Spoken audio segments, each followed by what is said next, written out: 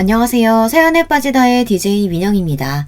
오늘도 두 가지 사연 준비되어 있으니 끝까지 함께 해주시고요. 구독과 좋아요 버튼도 잊지 말아주세요. 그럼 오늘의 사연 바로 만나볼게요. 안녕하세요. 70이 넘은 노인네입니다. 70이 넘도록 살다 보니 많은 일들이 있더군요. 그 중에서 제가 제일 기억나는 사건들이 있어 여러분께 그냥 이런 인생을 살아왔다 말하고 싶어 사연을 신청하게 됐습니다.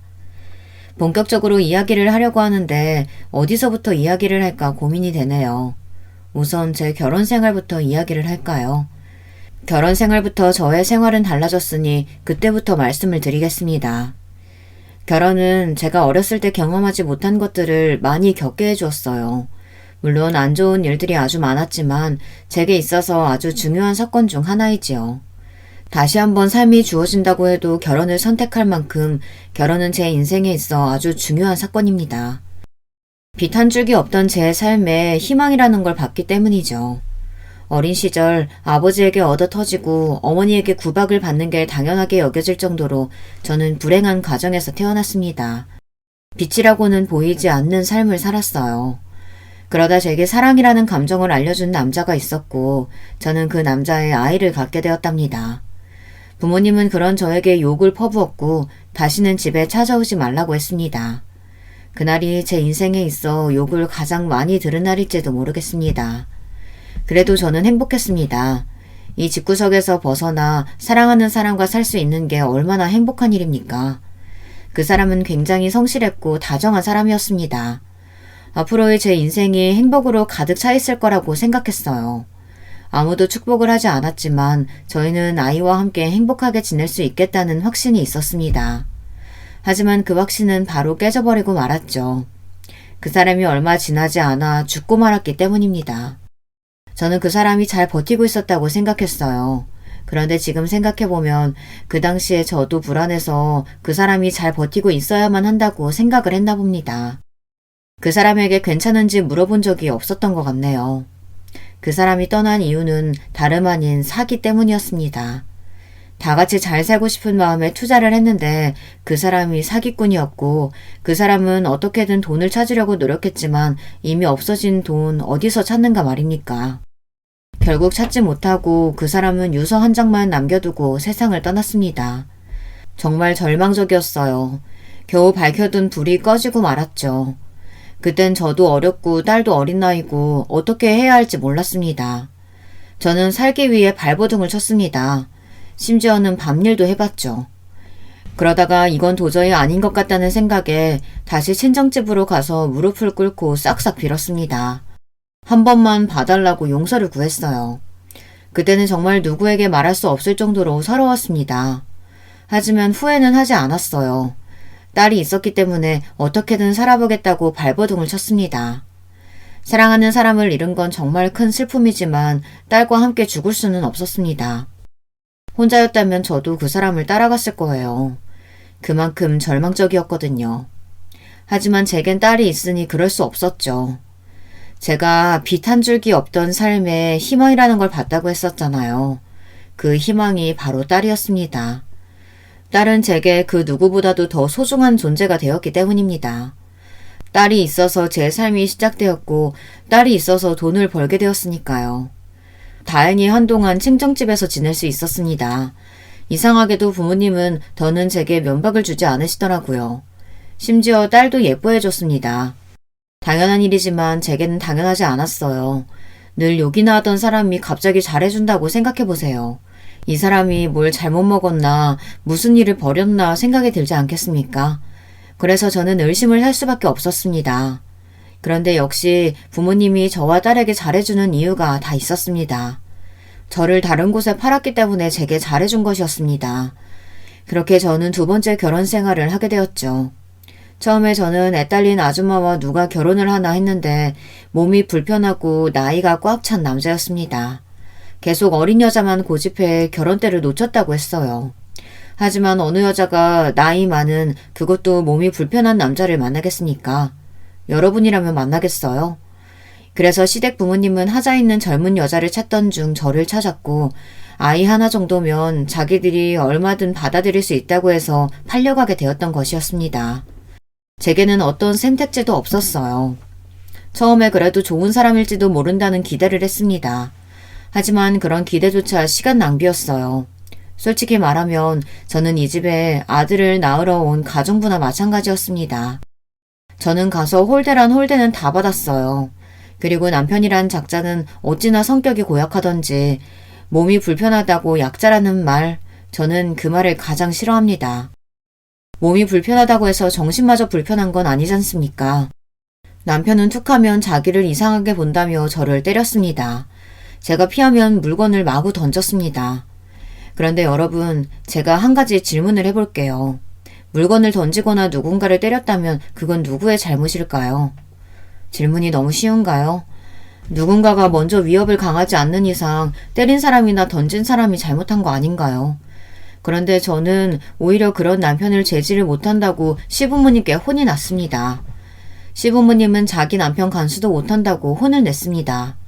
아들이 태어나기 전까지는 금이야 오기야 아주 귀하게 대했는데 아들을 낳고 나서는 제가 어떻게 돼도 상관없다는 사람처럼 저를 대했습니다.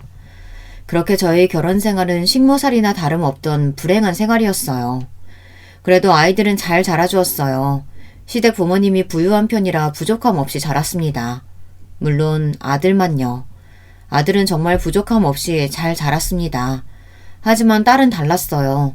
딸에게 지원을 안 해준 건 아니었습니다. 하지만 은근히 아들만 챙겼고 딸도 어느 정도 눈치를 채서 어리광을 부리지는 않았습니다. 그렇다고 제게 왜 자기만 차별하냐고 하지도 않았어요. 그런 딸에게 서운하지 않냐고 물어본 적이 있었는데 자기는 다른 집안 사람이니 이해를 한다고 하더군요. 그런 말을 들으니 어찌나 마음이 아프던지. 하지만 제가 해줄 수 있는 건 아무것도 없었습니다. 그저 딸을 더 소중히 대하고 사랑하는 것밖에 없었죠. 저는 결혼하고 몇 년 뒤 일을 하게 되었습니다. 아들이 어느 정도 크니 시어머니께서 집에서 놀 생각하지 말고 밖에 나가서 돈이라도 벌라고 했습니다. 그래서 저는 작은 식당에 들어가서 일을 하게 됐습니다. 그런데 집안에 있는 것보다는 일을 하는 게 훨씬 재밌지 뭡니까? 일하는 사람이 저를 괴롭히겠습니까? 아니면 손님들이 괴롭히겠습니까? 물론 진상 손님이 있기는 했지만 집에서 매일 보는 시부모님과 남편만 하지는 않았습니다. 그래서 저는 일하는 시간이 너무 행복했죠. 집에만 있으면 구박만 받고 맞기만 하는데 저를 필요로 해주는 사람도 있고 즐겁게 일을 할 수 있다는 게 어찌나 즐겁던지 아이들만 아니었으면 당장 뛰쳐나와 혼자 즐기고 싶은 마음뿐이었습니다. 저는 몇 년 동안 일을 하고 집에 들어와 아이들을 보고 남편 뒷바라지를 하며 살았습니다. 그러고는 한 번씩 친정으로 갔었죠. 가서 욕만 먹는데도 부모라고 인사를 하러 갔습니다. 그러다 제가 참지 못한 일이 생기고 말았는데요. 아니 글쎄 남편이란 인간이 바람이 났지 뭡니까. 그 작자는 돈이 없었으면 살지 못했을 거예요. 돈으로 이 여자 저 여자 만났더라고요. 그 모습을 보고 저는 정말 아들을 낳기 위한 존재였다는 걸 깨달았습니다. 그 모습을 보고도 시부모님은 아무 말 하지 않으셨기 때문이에요. 저는 더는 참을 수가 없어 남편에게 따졌습니다. 정말 너무한 거 아니에요? 이 집에서 집안일도 하고 일도 하고 당신이 하는 게 뭔데요? 바람 피우는 거? 지금 그게 당신이 할 짓이에요? 왜? 너도 내가 몸 불편하다고 무시하는 거냐? 내 몽뚱이가 이렇다고 아무랑 못 만날 것 같아? 아니, 지금 그게 문제예요? 당신이 바람을 피우고 있다는 게 문제잖아요. 이게 보자 하니까 어디서 여자가 하늘 같은 서방한테 소리를 쳐? 이게 정신이 나갔나? 저 이렇게는 못 살아요. 제발 좀 정신 좀 차리세요. 니까짓게 못 살면 야 너는 나 아니었으면 네 딸이랑 그냥 거지꼴로 살았을 거. 내가 데려와서 아들도 낳게 하고 잘 사는 집 며느리도 하겠구만. 말하는 거 보면 하여튼 이래서 없는 것들 데려오면 안 되는 건데. 에휴. 저는 남편의 이야기를 듣고 충격을 받을 수밖에 없었습니다. 남편의 당당한 태도에 대해서는 충격을 받지 않았어요. 그럴 만한 인간이라고 생각했기 때문이죠. 하지만 딸은 완전 남처럼 생각하더군요. 아무리 피가 섞이지는 않았어도 그래도 제 자식인데 그런 식으로 이야기하는 건 너무하지 않나요? 저는 그 이야기를 듣고 남편의 뺨을 때렸습니다. 그리고 저는 남편의 지팡이에 머리를 맞았고 순간 눈앞이 캄캄해지며 쓰러지고 말았습니다. 그리고는 딸의 소리와 함께 정신을 차려 일어날 수 있었어요. 그런데 정신을 차리자마자 저는 시어머니에게 맞고 말았습니다. 이년아, 네가 뭔데 우리 아들을 때려? 하지 마세요. 우리 엄마 때리지 마. 그 애미의 그 딸이라더니 아주 성격이 고약한 건 닮았구만. 그러는 할머니는요. 성격이 얼마나 거지 같으면 아저씨 성격이랑 똑같아요. 그리고 우리 엄마가 어때서요? 딸은 저를 대신해 필사적으로 시어머니에게 대들었습니다. 저는 그만하라고 할 힘도 없었습니다. 이게 어리다고 봐줬더니 뚫린 게 입이라고 아주 나불나불거리고 있어. 아이고, 이런 걸 우리 장손이 누나라고 부른다니. 아이고, 두야. 어머니, 저희 딸 예뻐해달라고 하지 않을게요. 그런데 딸에게 뭐라고 하지는 말아주세요. 힘이 없었지만 딸에게 뭐라고 하는 건 참을 수 없었습니다. 지 딸이라고 챙기는 것 좀 봐라. 시어머니는 저와 딸을 훑어보며 혀만 계속 찼습니다. 얘, 너 설마 우리 아들이 다른 사람 만난다고 때린 거니? 너 그런 거야? 저는 아무 말도 못했습니다. 아니, 당연한 말을 왜 해야 하는지도 몰랐죠. 너는 말도 못해, 이년아? 안사람이 얼마나 못했으면 다른 여자를 만났겠어? 나는 말이다, 안사람 도리는 다 했어. 그래서 우리 집 양반이 어디 바깥으로 나돌지도 않고 집에만 있잖니? 너는 네 잘못도 모르고 지금 우리 집안 귀한 아들 때린 거니? 참 어이가 없어서. 그럴 거면 나가! 이 집에서 나가라고! 쟤랑 같이 손잡고 나가면 되겠네. 그리고 사돈 내는 가봤자 너 반기지도 않으실 게다. 이미 한번 나갈 딸이라고 처음부터 막 굴려도 된다고 하는 부모가 도대체 어디 있니? 아휴, 결혼만 잘 됐으면 내가 이런 집안 받지도 않는 건데. 시어머니의 말이 놀랍지는 않았습니다. 부모님이 그런 소리를 했다는 것도, 남편이 바람을 피운 게 제 탓이라는 것도 시어머니가 늘 하시던 말이라 아무렇지도 않았어요. 그래서 저는 집을 나가기로 결심했습니다. 이런 집이면 나가는 게 저에게도 도움이 되겠죠. 하지만 제가 나갈 수 없는 한 가지가 있었습니다. 이 집에서 가장 중요한 게 뭐가 있겠습니까? 아니, 제 인생에 있어서요. 딸과 아들, 제 자식들입니다. 시부모님과 남편에게 딸이 중요할까요? 없어도 그만인 사람들이 뭐가 아쉬워서 딸을 중요하게 생각하겠습니까? 하지만 아들은 다르죠. 제가 나간다고 하니 그럼 딸과 함께 나가라고 하더군요. 그래서 제가 4배 아파 낳은 자식은 아들도 있으니 아들과 함께 나가겠다고 했습니다. 제 배 아파 낳았으니 아들도 같이 데리고 나갈 거예요. 엄마 없이 어떻게 애를 키워요? 따라가면 당장 애 밥은, 애가 하고 싶어 하는 건, 애 환경은 우리 손자가 그렇게 사는 꼴을 못 본다. 그리고 우리가 얼마나 손자한테 잘해줬는데 그럼 우리 자식이지? 솔직히 너도 우리 아들 아니었으면 아들 보지도 못했을 거 아니냐? 애는 못 준다. 나갈 거면 조용히 둘이서 나가야지. 아무 잘못 없는 애를 왜 데리고 나가긴 데려가?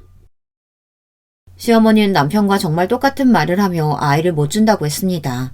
그냥 도망칠까 생각을 많이 했지만 저는 그럴 수 없었습니다. 차마 아들을 버리고 갈 수는 없었죠. 아무리 잘 산다고 해도 자식을 버리고 가는 사람이 그게 부모라고 할 수 있겠습니까?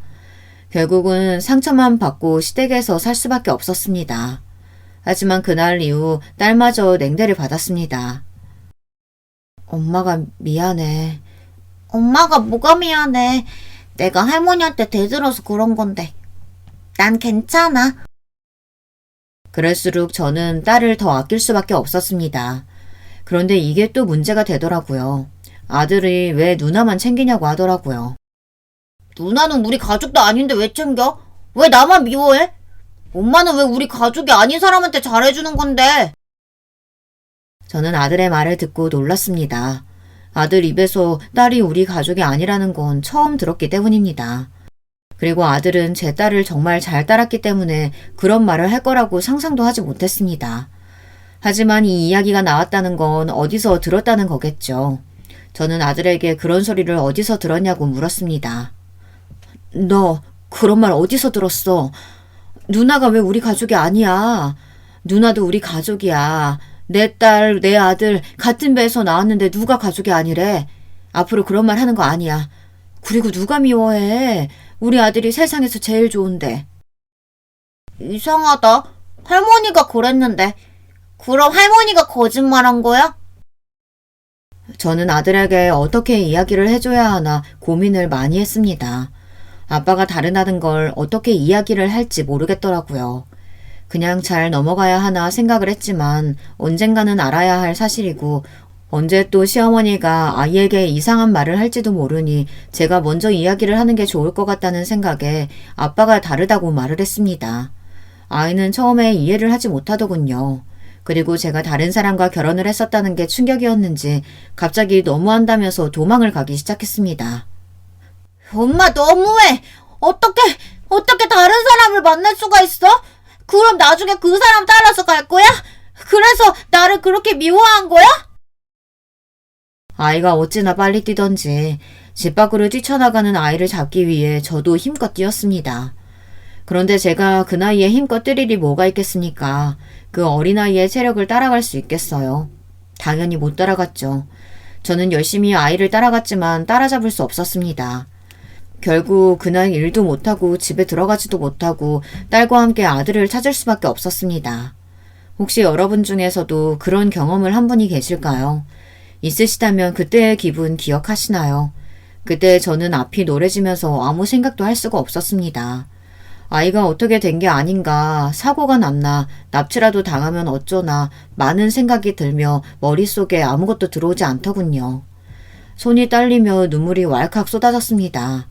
그런데 그때 딸이 아들을 찾았다고 소리를 쳤습니다. 엄마, 여기! 저는 바로 달려가 아들을 안았습니다. 아들은 갈 곳 없이 그 자리에서 계속 앉아 있었겠지만 저는 아이가 살아있다는 것에 감사해 아이를 안고 펑펑 울었죠. 그런데 아들이 갑자기 저를 안고 사과를 하더군요. 잘못했어요. 그날 저는 아들과 딸과 제가 일하는 식당에 가서 셋이서 같이 밥을 먹었습니다. 그러면서 사실을 다 이야기했죠. 어린 나이에 이야기를 해도 될까 싶었지만 저는 솔직하게 말하고 싶었어요. 딸은 이미 알고 있는 사실이라 무덤덤했지만 아들은 받아들이기 위해 노력을 하는 것 같았습니다. 그리고 아들에게 절대 미워하는 게 아니라고 이야기를 해줬어요. 아들에게는 그게 가장 중요해 보였으니까요. 그래서 그런 걱정은 하지 말라고 이야기를 해줬습니다. 그 말을 하니 그제서야 아들은 편히 저희를 보더군요. 그리고는 아들은 자기를 사랑하기만 하면 된다고 이야기를 했습니다. 그럼 누나랑 나는 아빠가 다른 거잖아. 그래서 할머니가 우리 누나 보고 우리 가족 아니라고 이야기한 거야? 근데 누나랑 나랑 엄마는 같잖아. 그럼 가족 아니야? 야, 가족 맞지? 너랑 나는 엄마가 같은데 어떻게 가족이 아니냐? 할머니는 그냥 나를 싫어해서 그런 거고 바보야. 그럼 가족 맞지. 그리고 가족은 피가 섞이지 않아도 가족이 될 수 있다? 특별한 가족이지. 우리도 특별한 가족 중 하나고. 그런데 특별하니까 남들 앞에서는 말하고 다니지 않는 게 좋아. 괜히 혼자 특별하면 다른 사람들이 질투해서 뭐라고 할 수도 있으니까. 서로 이야기하지 않고 넘어가는 거지. 어떻게 아들에게 잘 이야기를 할까 고민을 많이 했는데 이 사건 덕분에 잘 마무리할 수 있었습니다. 그리고 딸이 시원하게 이야기를 해서 그런가 아들도 점점 제 딸을 닮아가기 시작하더군요. 아들이 커가면서 시어머니에게 한 소리를 하기 시작했습니다. 처음에는 무슨 소리를 했길래 애가 이러나 했는데 아들이 계속 잔소리를 하기 시작하니 두 팔을 다 들며 딸과 저에게도 구박을 하지 않겠다고 아들에게 약속을 했습니다. 하지만 차별이 없다고 하면 거짓말이죠. 당연히 딸에게는 차별을 했고 저는 그런 딸에게 너무 미안했습니다. 그래서 딸이 제겐 아픈 손가락이었죠. 그래서 저는 딸을 더 소중하게 대할 수밖에 없었습니다. 저는 그렇게 몇십 년을 시댁에서 살며 함께 지냈어요. 그리고 몸이 아프지 않는 이상 일을 쉬지도 않았습니다.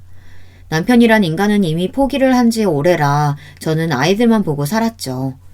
그리고 시부모님의 병간호를 하며 지내다 시아버지가 돌아가시고 몇 년 뒤 시어머니가 돌아가시고 나서야 저는 그제야 자유로워졌습니다. 하지만 문제는 남편이었습니다. 남편은 늙어 더는 돈으로 여자를 만날 수 없었는지 매일같이 술을 마시고 오더군요. 그리고는 매일같이 자기를 무시하냐며 물건을 집어던졌습니다. 그런 모습을 본 아들과 딸은 먼저 이혼 생각은 없냐고 물어봤습니다. 왜 없겠어요. 하지만 이제 와서 이혼하자니 웃기더군요. 뭐 남편이 나이가 더 들어 병시중을 들여야 할 생각을 하면 끔찍하기는 하지만 이게 제 팔자라 생각하고 받아들이기로 해서 그런가 별로 이혼을 해야겠다는 생각이 들지는 않았습니다. 그런데 그런 걱정은 하지 않아도 됐습니다. 그렇게 좋아하는 술로 결국 죽고 말았으니 말입니다. 술을 마시고 도로에 뛰어들어 결국 저 세상으로 갔으니 제가 병시중을 들지 않아도 됐죠. 남편이란 사람이 죽었는데도 눈물이 나오지 않았습니다. 물론 마음이 좋지는 않았어요. 하지만 언젠가는 술 때문에 사고가 날 거라고 생각을 했었기 때문인지 생각보다 슬프지는 않았습니다. 이렇게 이야기를 해도 될지 모르겠지만 마음이 후련해진 것도 있었습니다. 아이들도 아버지가 돌아가셨다고 슬퍼하지 않는 모습을 보니 남편이란 인간이 얼마나 인생을 못 살았나 싶었죠. 그렇게 남편을 보내고 이제는 자식들만 보낼 날만 남았습니다. 자식들을 보내고 홀로 지낼 생각을 하니 헛헛하더군요. 하지만 딸과 아들도 새로운 가족을 찾아야 하지 않겠습니까? 저는 딸과 아들을 보내고 혼자 시골에 내려가 살 생각이었습니다. 그 결심을 한 지 얼마 되지 않아 자식들은 서로 짝을 찾아 제 곁을 떠나갔습니다. 저는 자식들을 보내고 시골로 내려가 자그마한 가게를 내서 조용히 살았습니다. 시골에 살고 있어서인지 아이들이 자주 찾아오지는 않았지만 아이들은 주말에 한 번씩은 오려고 했어요. 자주 오지 말라고 이야기했지만 제 말은 듣지 않더라고요. 그래도 자식들이 계속 찾아와 주니 기분은 좋더군요. 그런데 계속 찾아와서 그런가 며느리는 어느 순간부터 오지 않더니 제게 더는 못 가겠다고 통보를 하더군요.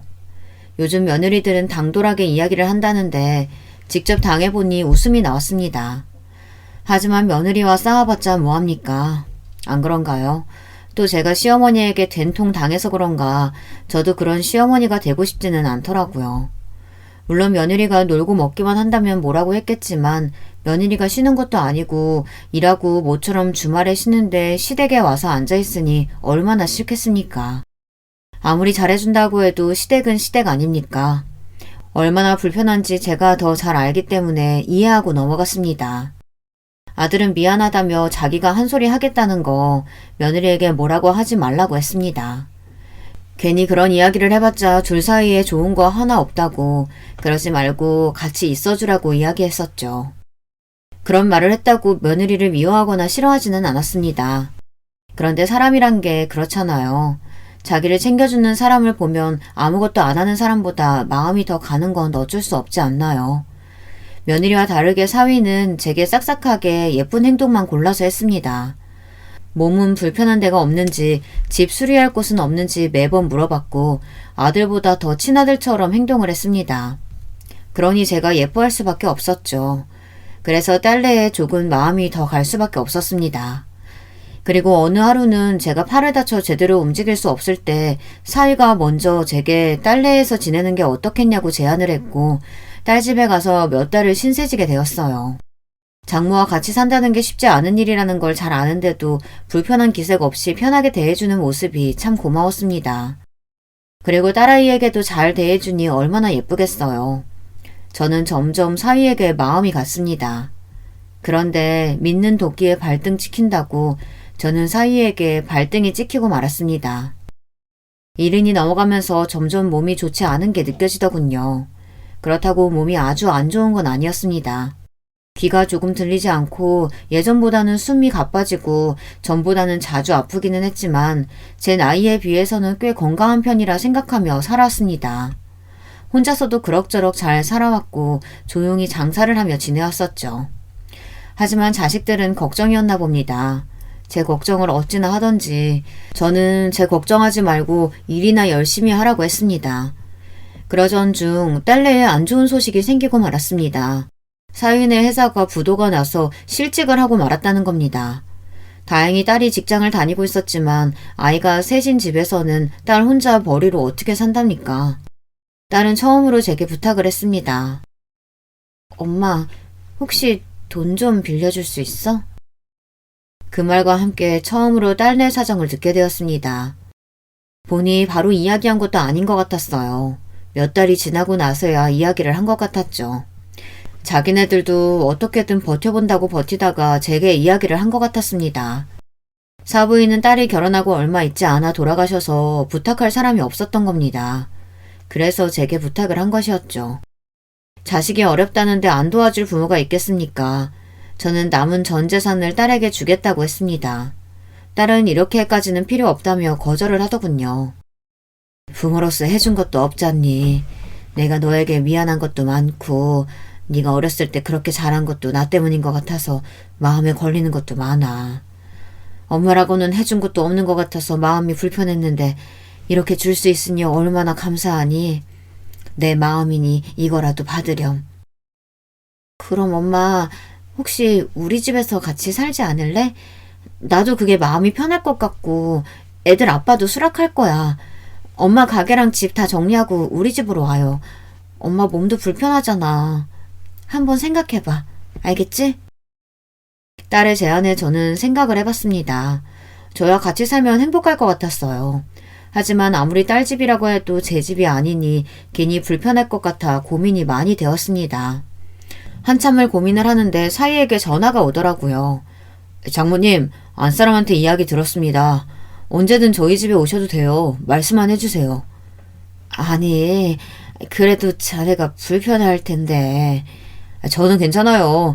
아이들이야 어머님을 워낙 좋아해서 별 문제 없을 거고. 저희 회사가 괜히 이렇게 돼서는. 그게 자네 탓인가? 어쩔 수 없는 일 탓하지 말고. 그래도 이렇게 전화 줘서 고마워. 아닙니다. 편하게 말씀해 주세요. 사위의 말에 저는 딸 집에서 지내기로 마음을 먹었습니다. 그렇게 저는 다짐을 하고 가게도 팔고 집도 팔고 전 재산을 딸에게 주었습니다. 제게 남은 거라고는 자그마한 돈밖에 없었지만 그래도 딸이 편하게 지낼 수 있다면 저는 좋았습니다. 오히려 저는 마음이 한결 가벼워졌어요. 그런데 어느 날 사위의 통화를 듣고 경악을 금치 못했습니다. 앞서 믿는 도끼에 발등 찍혔다고 했죠. 사위는 저를 요양원으로 보낼 생각을 하고 있었습니다. 여보세요? 거기 요양원이죠? 75세 할머니 들어갈 건데 서류가 어떤 게 필요할까요? 아니, 그렇게 착하던 사위가, 그것도 집으로 오라고 했던 사위가 요양원에 저를 버리려고 한다는 생각을 하니 충격을 받을 수밖에 없었습니다. 그렇지 않나요? 그 말 한마디로 그 전에 있었던 일들이 모두 거짓으로 느껴졌습니다.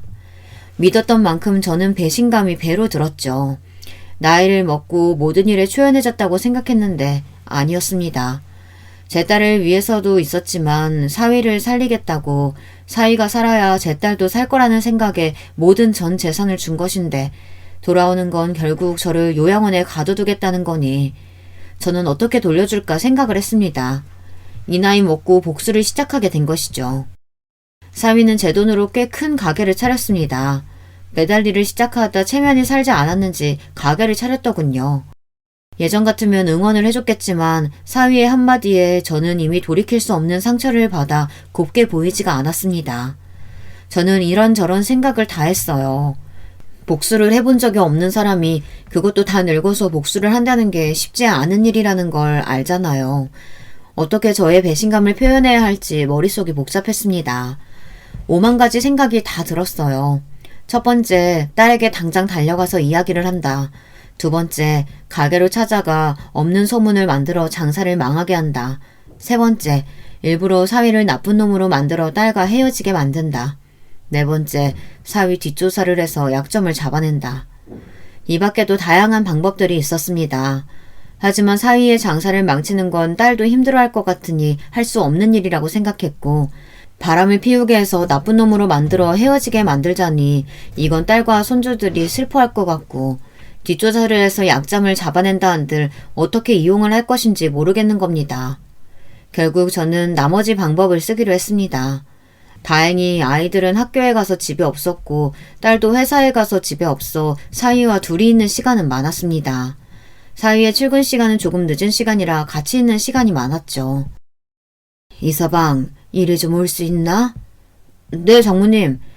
내가 몸이 불편해서 그런데 부축 좀 해줄 수 있을까? 갑자기 허리가 너무 아파서. 네, 당연하죠.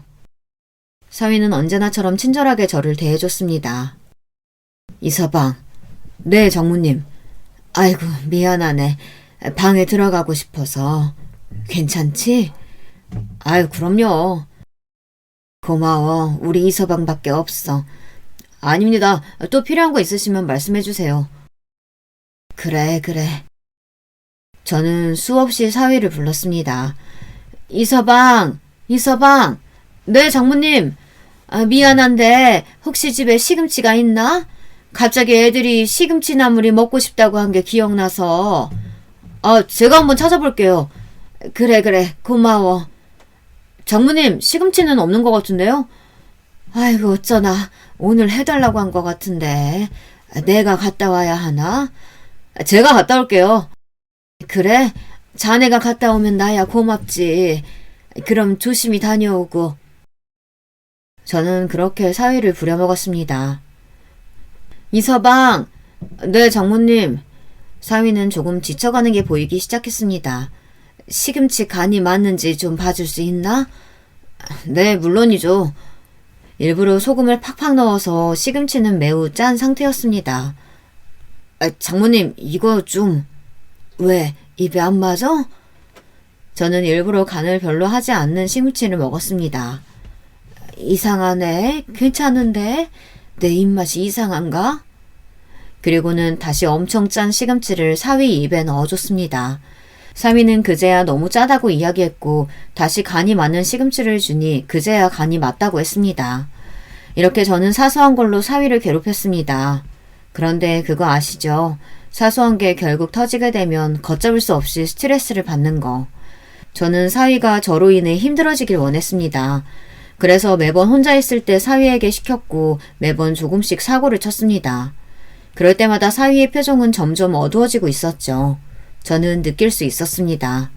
사위가 점점 힘들어하고 있다는 걸요. 하지만 단 한 번도 제게 짜증을 낸 적이 없었습니다. 그것도 참 대단하지 않나요?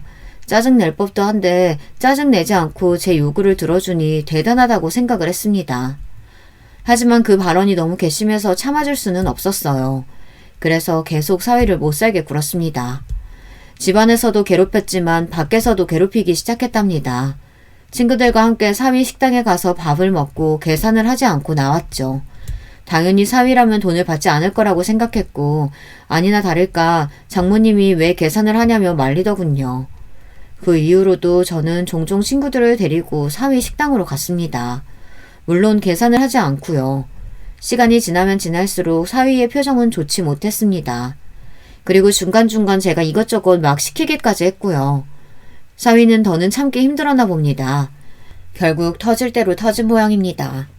결국 사위가 딸에게 불만을 말하는 걸 들을 수 있었습니다. 여보, 장모님 너무 하시는 거 아니야? 그게 무슨 말이야? 아니, 요즘 따라 계속 나를 심부름꾼으로 쓰질 않나. 아니, 뭐 그건 그렇다 쳐. 그런데 계속 친구 데려와서는 우리 가게에서 밥 먹고 가잖아. 근데? 그게 문제가 돼? 아니, 장모님한테 돈 받기 애매해서 계산 안 해도 된다고 하니까 그 뒤로 계속 친구를 데려오시잖아. 그래서? 계산을 안 하는데 계속 오신다니까? 그럼 돈 달라고 해. 그리고 너는 엄마가 그렇게 도와줬는데 그거 하나 못 해줘? 아니, 그게 나도 계속 그러니까 부담스럽다고. 그럼 말해. 돈 달라고. 그럼 됐네. 딸의 시원시원한 성격 덕분에 사위는 아무 말도 할 수가 없었습니다. 사위가 조금 바보같이 착하다고 해야 할지 미련하게 쓴소리를 못한다고 해야 할지 그런 면이 조금 있어서 딸에게 잡혀 사는 게 참 다행이라고 생각했습니다.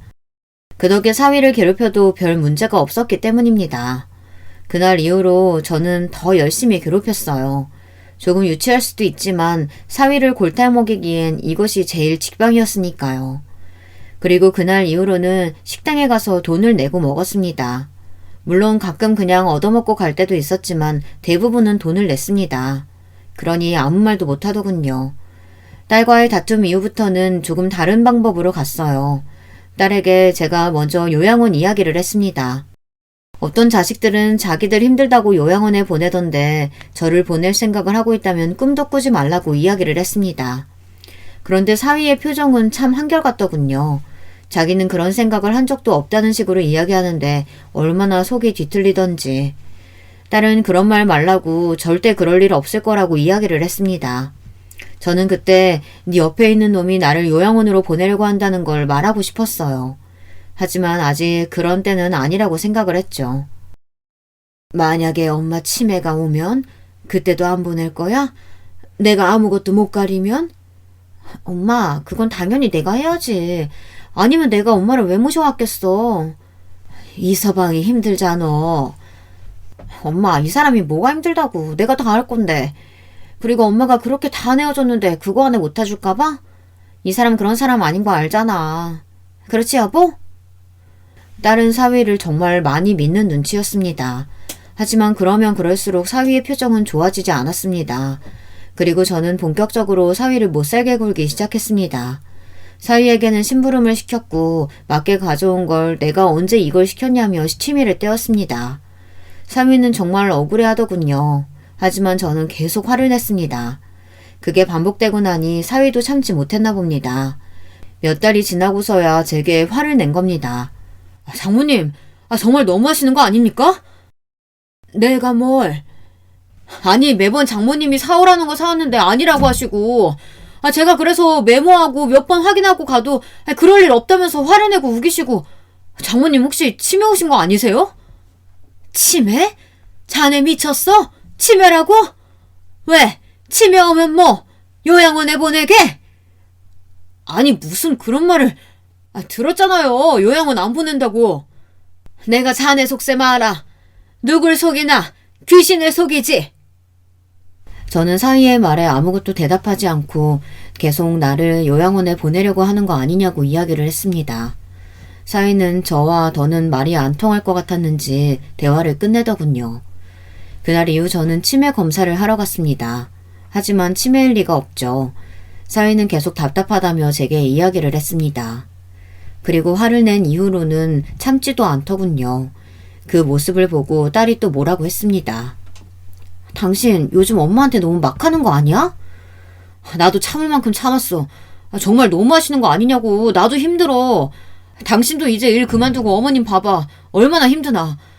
매일 시키면서 그거 아니라고 하고 화내고. 아니 가끔은 물건까지 던진다니까? 내가? 내가 물건을 언제 던졌어? 장모님. 또 왜 매번 저를 이상한 사람으로 만들어요? 저 그럼 할 말 없어요. 장모님 도대체 저한테 왜 그러세요? 사위가 정말 답답했나 봅니다. 딸 앞에서는 한 번도 제게 큰 소리로 화를 낸 적이 없었는데 화를 내니 말입니다. 당신 일부러 그러는 거 아니지? 엄마 돌보는 거 그렇게 힘들어? 그래서 일부러 그러는 거야? 치매 검사도 받을 때 아무 이상 없었잖아. 당신 요즘 많이 피곤한 건 아니지? 제가 시치미를 떼자 오히려 딸은 사위 걱정을 했습니다. 제가 절대 그럴 일이 없을 거라고 생각했기 때문이죠. 딸이 그러면 그럴수록 사위는 더 답답해했습니다. 그럴수록 저는 점점 속이 시원해지기 시작했습니다. 제가 유일하게 할 수 있는 방법이 통하고 있다는 생각에 재미도 있었어요. 다 늙어서 이게 무슨 일인가 싶기도 했지만요. 그런데 결국 터질 게 터지고 말았습니다. 저의 행동에 사위는 참지 못하고 딸에게 이렇게는 못 살겠다며 집을 나가고 말았습니다. 제가 조금 심하게 하기는 했지만 못 버티고 나가버릴 줄은 몰랐습니다. 그때서야 딸은 심각성을 느꼈는지 제게 묻더군요. 엄마, 들어보니까 조금 도를 지나치는 행동을 하는 것 같은데 왜 그래? 아니, 난 솔직히 잘 모르겠어. 누구 말을 믿어야 할지. 그런데 우리 남편도 힘들어하는 걸 보면 거짓말은 아닌 것 같아서 물어봐요. 내가 왜? 뭘 했다니? 이서방 참 웃기다. 아니, 남편 말로는 점점 말도 격해지고 마음에 안 들면 짜증도 내고 가끔은 이서방 때린다며. 이서방이 그러더라. 장모님이 일부러 그러는 거 아니냐고. 내가 일부러 왜 그런 짓을 해? 엄마, 솔직하게 이야기해. 내가 볼 때는 엄마 치매 아닌 것 같거든. 그런데 묘하게 이서방한테만 그러는 거 알아? 딸은 눈치를 채고 제게 물었습니다. 결국 저는 모든 사실을 말할 수밖에 없었죠. 그러자 딸이 충격을 받은 눈치였습니다. 그걸 보니 딸이 몰랐던 일인 건 확실했었죠. 그 말을 듣고 딸이 노발대발 화를 내며 가만두지 않겠다고 하더군요. 이게 은혜도 모르고 그런 말을 해? 엄마, 나도 가만히 못 있겠다. 그리고 딸과 함께 사위를 골탕 먹이기 위해 작전을 짰습니다. 그런데 그럴 필요가 없어졌어요. 저도 모르게 진짜 복수가 시작되고 말았거든요. 역시 인생이라는 게 어떻게 흘러가는지 모르는 게 맞았습니다. 제 복수가 이렇게 끝날 줄 누가 알았겠습니까? 딸도 함께 사위를 골탕 먹여주려고 했는데 이게 웬걸. 사위가 다른 여자와 함께 지낸다는 소문을 들었습니다. 아니 남자들은 가만히 있는 법을 모릅니까? 아니면 이런 놈들만 걸리는 겁니까? 왜 저희 모녀에게 이런 시련이 오는지 원망스럽더군요. 그런데 사위의 바람이 저 때문에 일어난 건 줄 알았는데 알고 보니 한참 전부터 만나고 있더라고요. 사위의 바람 상대는 예전 직장 동료인 것 같더군요. 딸이 그 사실을 알자마자 지인들을 통해 물어봤고 그때 충격적인 사실을 알게 되었습니다. 회사 사람들은 공공연히 다 아는 사실이라고 했거든요. 어쩐지 당당하게 집을 나가더라니 생활할 곳이 있어서 그랬는 모양입니다. 얌전한 고양이인 줄 알았더니 아주 교활한 여우더군요. 딸의 결혼마저 이렇게 허무하게 끝나버리는 건 아니라고 생각했습니다. 딸은 믿었던 사위의 바람에 충격에 못 벗어나 시름시름 앓았어요. 그래서 저는 아들에게 돈을 빌려달라고 부탁했습니다. 아들은 그냥 쓰라고 거액의 돈을 제게 주더군요. 자식한테 이렇게 돈을 받는다는 게 미안했지만 딸을 위해서 사양하지 않고 받았습니다. 아들도 제 누나의 사정을 알고 있어서 그런지 돈을 더 많이 챙겨준 것 같더라고요. 저는 그 돈을 들고 바로 업체에 부탁을 해서 사위의 바람 현장을 증거로 남겨두기 위해 노력했습니다. 그런데 이놈이 앞에선 착한 척 뒤에서는 아주 못된 짓이라고는 다 하고 다니더군요. 아주 딴 사람인 것 같았습니다. 딸 앞에서는 한없이 약하고 아무 말도 못하는 남편이었으면서 뒤에서는 잘나가는 사업가에 말 한마디에 여자들을 다 꼬실 수 있는 아주 신사다운 모습을 보여주고 있었습니다. 심지어 나이도 이름도 속여가며 사람들을 만나고 있더라고요. 그 말을 들으니 그때 더 때리지 못한 제가 한스러웠습니다. 그리고 더 과감하게 하지 못한 제가 너무 원망스러웠습니다. 증거가 하나둘 모여가는 중 사위가 즐길 걸 다 즐기고 집에 들어오더군요. 그 얼굴을 보니 사정없이 때리고 싶었지만 그러지 않았습니다. 오히려 저는 사위를 안아주며 미안하다고 했죠. 미안하네. 내가 좀 심했지? 사위는 당황하며 제게 이야기를 하더군요. 아닙니다. 제가 죄송하죠. 집을 나가버리는 게 아니었는데 죄송합니다. 그리고는 마지막 최후의 만찬이 시작됐습니다. 손주들에게는 맛있는 거 먹고 오라고 몇십만 원을 쥐어준 뒤 게임도 하고 쇼핑도 하고 게임도 실컷 하고 오라고 했습니다. 그리고 딸과 사위와 함께 밥을 먹었죠. 마지막인 만큼 저는 아주 성대하게 차렸습니다. 장모님, 이걸 다 차리셨어요? 죄송합니다. 저 때문에. 그 말에 저는 사위가 잘못된 길을 걸었다고 생각을 했습니다. 얼굴도 되지 연기도 되지 탑배우 못지않은 실력을 가지고 있는데 왜 그 길로 가지 않았나 의문이 들더군요. 사위는 밥을 아주 맛있게 먹었습니다. 사위가 국을 먹으려고 고개를 숙일 때 이때다 싶어 있는 힘껏 뒤통수를 때렸습니다. 장모님 왜 그러세요? 왜 그러세요? 이 자식이 몰라서 물어? 아니 갑자기 때리는 사람이 알지 맞는 사람이 어떻게 알아요? 그리고 딸이 사위의 뺨을 때렸습니다. 당신 미쳤어? 그리고 사위가 딸을 치려는 거 앞에 있는 시금치 한 주먹을 잡아 던졌습니다. 아니 둘 다 지금 뭐 하는 거야? 장모님 이제 그냥 막 나가겠다는 거예요? 그리고 당신은 뭔데 날 때려? 뭔데 때리냐고? 이 미친놈아 너는 뭔데 바람을 피우고도 그렇게 당당한 거니? 왜? 나는 모를 줄 알았어? 엄마 아니었으면 내가 평생 몰랐겠다. 그치? 네가 집 나가고 나서 주변 사람들한테 어디서 뭐 하는지 물어봤어. 근데 당신 인생 잘못 살았더라. 그거 알아? 당신 친구들, 회사 동료들이 다 이야기해주던데? 그러게 철저하게 착하게 지냈어야지. 사람들도 당신 행동에 학을 뗐더라고. 내가 언제 바람을 피웠다고 그래? 에휴, 이 썩을 놈아. 증거 여기 있다. 그러고는 분이 안 풀려서 사위를 한 대 더 때렸습니다. 사위는 모든 증거를 보자마자 얼어붙어서는 바로 잘못했다고 꼬리를 내렸습니다. 당신, 그리고 엄마 요양원에 보내려고 했다면서? 왜? 받을 돈 다 받았으니 이제 노인네 필요 없어져서 버리려고 했어? 사위는 순간 놀라며 저를 쳐다봤습니다. 아무 말도 못하고 그저 잘못했다고 빌고 있었죠. 하지만 용서가 됩니까? 저희는 끝까지 용서를 하지 못했습니다. 바로 쫓아냈어요. 사위는 빈털터리로 쫓겨나고 말았죠. 불쌍하지도 않았습니다. 계속 한 번만 봐달라고 하는데 얼마나 꼴사납던지. 그 와중에 사위는 자기를 예뻐하지 않았냐고 한 번만 봐달라고 이야기를 하더군요. 자업자득 아닌가요? 사위가 그런 저를 요양원으로 보낼 계획만 세우지 않았다면 저는 계속 사위를 예뻐했을 겁니다. 안 그런가요? 그리고 솔직히 누가 딸의 결혼을 망치고 싶겠습니까? 복수라고 해봤자 그냥 노인네의 한풀이 정도로 끝을 내려고 했지 자기가 잘못해서 이렇게 끝난 거 아닙니까? 결국 사위는 아무것도 갖지 못하고 쫓겨나고 말았죠. 친구도 돈도 직장도 자식도 모두 잃은 채 쫓겨났습니다. 어쩌다 보니 완벽한 복수를 하고 말았죠. 딸은 그 사건 이후로 회사를 그만두고 사위가 하던 가게를 그대로 받아 이어갔습니다. 딸은 오히려 속이 편하다고 말하더라고요. 제가 그렇게 하지 않았더라면 사위가 나가지도 않았을 거고 그럼 이렇게까지 되지 않았을 테지만 그래도 속지 않고 사랑스러운 저희 가족끼리 살 수 있다는 게 다행이었습니다. 어쨌든 사위 덕에 사랑하는 딸과 손주와 살고 있으니 그거 하나는 고맙다고 말하고 싶네요. 덕분에 저는 행복하게 살고 있습니다.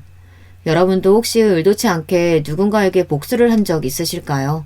아니면 복수를 하지 못하고 살고 계신가요? 복수를 하지 않든 복수를 하든 여러분의 선택이 올바른 길이라는 거 잊지 않았으면 좋겠습니다.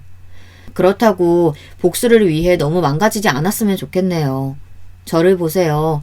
시부모님은 나이 들어 죽고 남편이란 작자도 사고 나서 죽고 제가 모든 재산을 받았고 결국 제가 제일 편안하게 살고 있지 않습니까? 그리고 사위도 보세요. 제가 불을 켜고 아등바등 복수를 하려고 했다면 사위는 일찍 알아차리고 이렇게까지 나락으로 떨어지지 않았을 겁니다. 분명 잘못 살고 있는 사람들은 결국 벌을 받게 되어 있는 것 같습니다. 죽어서라도 받을 거라고 생각해요.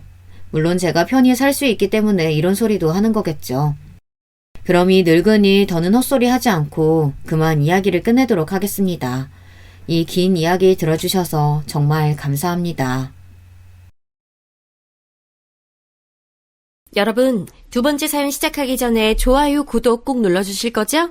그럼 두 번째 사연 바로 시작합니다. 저는 우리나라의 40대 평범한 가장이었습니다. 어릴 적부터 평생을 성실히 살아오신 부모님을 보고 자라 사소한 방황 한 번 하지 않고 무탈하게 자라왔다고 자부할 수 있었죠. 매일 새벽 4시면 칼같이 일어나셔서 신문 보급소 문을 여시고 신문 배달까지 하시던 부모님과 바쁜 부모님을 돕기 위해 어릴 적부터 저를 위해 아침을 차려주던 누나까지 가족 모두가 한 팀처럼 움직였으니 저 또한 성실하게 생활하며 부모님을 도울 수 있는 일이라면 뭐든지 해야 한다고 생각했죠. 물론 성실한 부모님이라고 해서 제게도 다 좋기만 한 것은 아니었습니다. 항상 당신들께서 평생을 쉬지 않고 일을 하시는 이유는 저와 누나 때문이라고 매일같이 말씀하셨으니까요. 거기다 두 분 모두 새벽부터 일을 하시면서도 저희를 챙기는 일은 물론이고 할아버지, 할머니까지 모시고 사셨습니다. 제가 고등학교 다닐 무렵 할아버지의 건강이 갑자기 안 좋아지셔서 아버지께서 할아버지를 돌봐야 할 일이 많아지기 시작했습니다. 그래서 아버지께서 하시던 신문 배달을 제가 하겠다고 자진했죠. 학생이 공부를 해야지. 일찌감치 돈 버는 일 하기 시작하면 아버지처럼 평생 일만 하게 돼. 아침에 일찍 일어나고 배달하고 오는 게 오히려 정신이 더 맑아져서 공부하기 더 좋아요. 저는 진심으로 그렇게 생각했습니다. 오히려 새벽에 일어나 찬바람을 쐬고 들어오면 정신이 번쩍 들어 등교하기 전까지 공부하기가 오히려 좋았습니다. 야, 다른 보급소는 신문 구독하면 라디오도 주고 선풍기도 준다던데 니네 아버지네는 왜 아무것도 안 줘? 어? 우리 아버지가 몇 년째 구독해서 보시는데 니네 아버지네는 너무 얄짤없다고 다음번에 다른 보급소로 바꾸신대.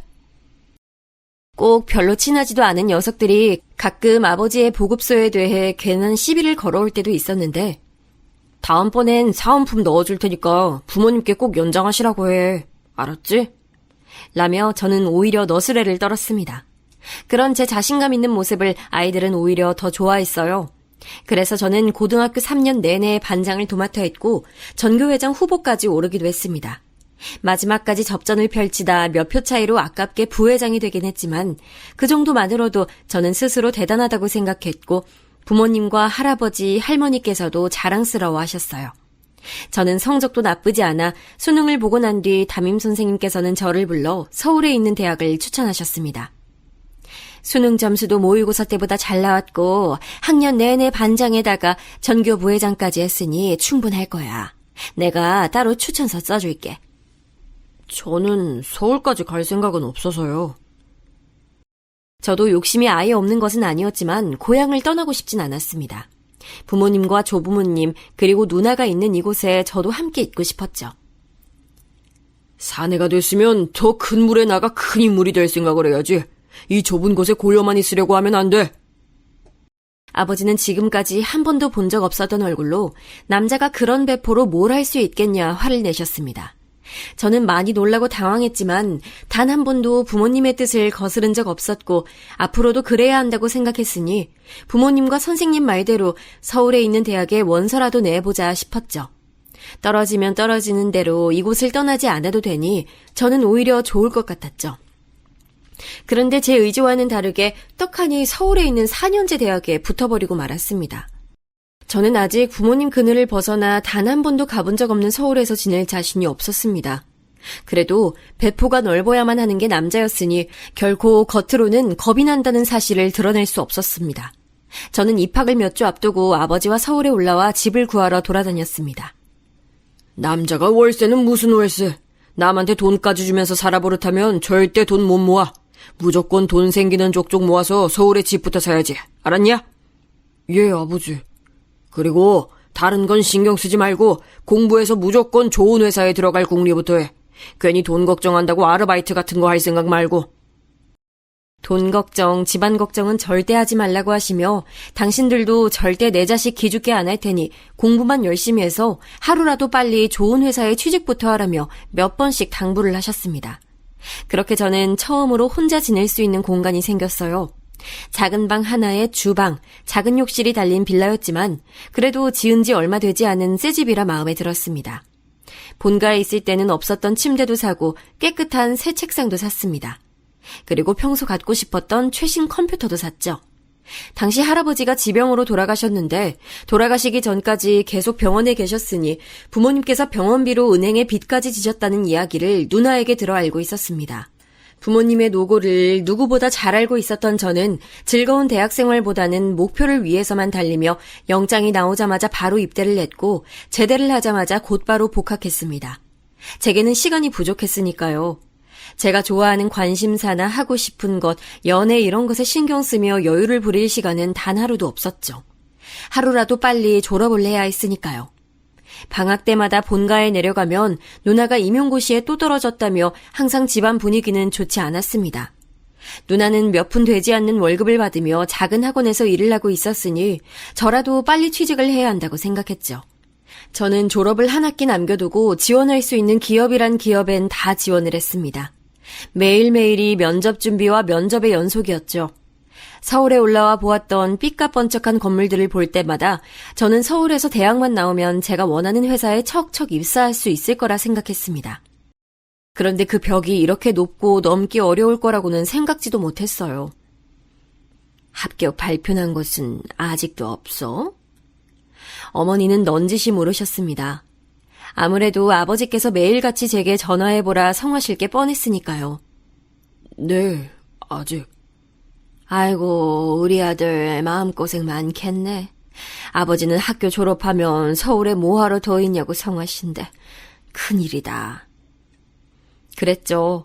본가가 서울도 아닌데 더 이상 대학생도 아니고 그렇다고 직장인도 아닌데 전셋집을 깔고 이곳에 있어봐야 부모님께는 득이 될 게 없었습니다. 네, 몇 군데 더 남았으니까 더 노력해 볼게요. 할 말은 그것뿐이었습니다.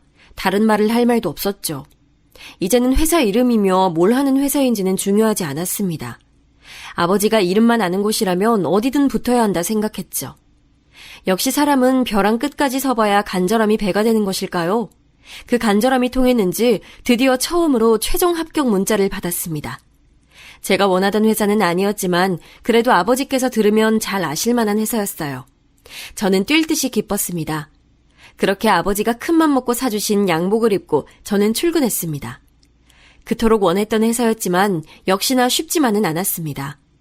대학을 다닐 때와는 하늘과 땅 차이였죠.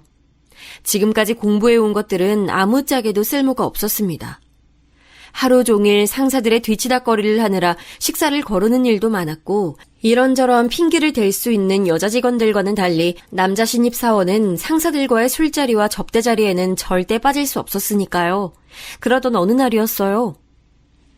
고생했어요. 집이 어디예요? 선임이 먼저 고생했다며 제 존재에 대해 알아주고 먼저 무엇인가 물어봐준 것은 입사 이후 처음 있는 일이었습니다. 그 선임은 회사에서도 일 잘하기로 소문난 여자 상사였는데 저보다 딱 1년 먼저 들어왔다는데도 선임들 사이에서 모두가 입이 마르게 칭찬할 만큼 회사에서는 능력자로 통했죠. 외모도 훌륭한데 명문대 출신이었고 들고 다니고 입는 것마다 모두 다 명품에 고등학교도 강남 8학군에서 나왔다며 소문만 무성했었는데 직접 마주친 것은 처음이었습니다. 마침 가는 방향이 같아 능력자 선배와 저는 함께 택시를 탔죠. 나 신입 때는 술자리는 거의 없었는데 올해는 되게 자주 생기네요. 아, 그런 거예요? 저는 회사원들은 원래 다 이렇게 매일 마셔대는 줄 알았어요. 별말하지 않았는데 선임은 뭐가 그렇게 재밌는지 제 말에 빵 터져서는 자꾸 웃더라고요. 저는 제가 뭘 실수했나 싶어 물었는데 선임은 본인도 회사원이면서 회사원이라고 말하는 게 너무 웃기다며 웃음을 멈추질 않았습니다. 저는 머쓱해서 괜히 머리만 긁적거렸죠. 그러고는 어느 학교를 나왔는지 회사 생활은 어떤지 동기 중 누구와 제일 친한지 쉬지 않고 제게 질문을 하더라고요. 다른 선임이 그랬다면 왠지 불편했을 수도 있었을 것 같았는데 능력자 선배는 굉장히 자연스럽게 편하게 얘기를 이끌어주어서 뭔가 전부터 알던 친구와 얘기를 나누는 것 같았습니다. 나이도 동갑인데 둘이 있을 땐 우리 편하게 지내요. 친구처럼. 능력자 선배도 저와 같은 마음이었는지 먼저 친하게 지내자 얘기를 해주더라고요. 저야 당연히 싫지 않았죠. 회사 내에서 퀸카로 유명한 여자 선임과 사적으로 친구라니요. 제가 좀 앞서가는 것일 수도 있었지만 어쩐지 능력자 선배의 질문들에 나름 제가 잘 대답을 했나 싶어 약간 우쭐해지기도 했습니다. 그러다 결정적으로 능력자 선배와 아주 가까워진 계기가 있었습니다.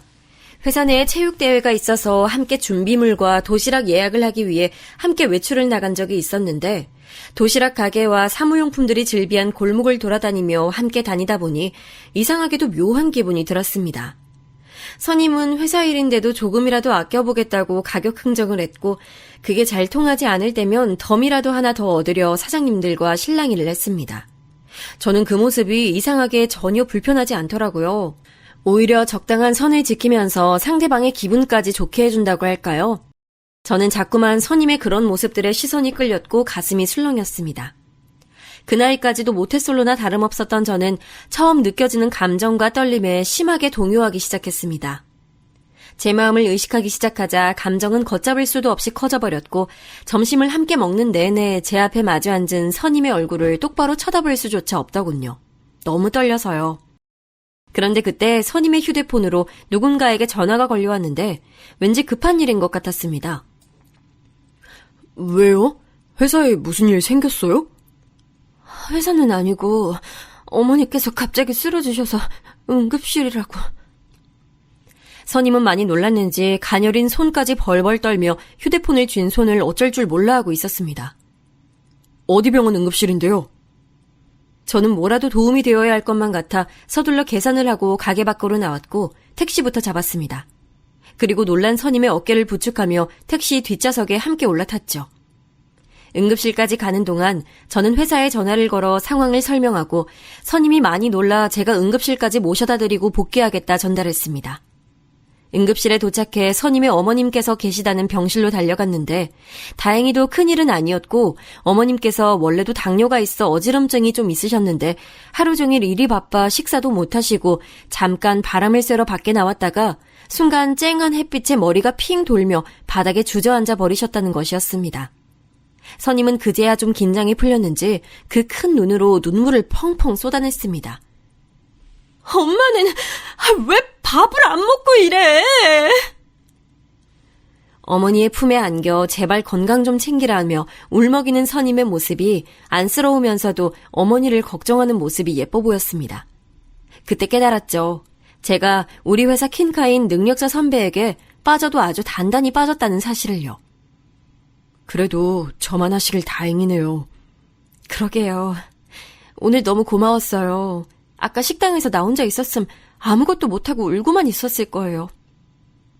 저는 제가 한 것도 없는데 선임이 자꾸만 고맙다고 말하는 게 괜히 쑥스러워서 저희 할머니께서도 당뇨가 심하신데 끼니를 거르거나 두통이 있을 때 외출하는 건 삼가야 한다며 어머니께도 꼭 알려드리라면서 선임의 눈도 제대로 마주치질 못한 채 횡설수설 말했습니다.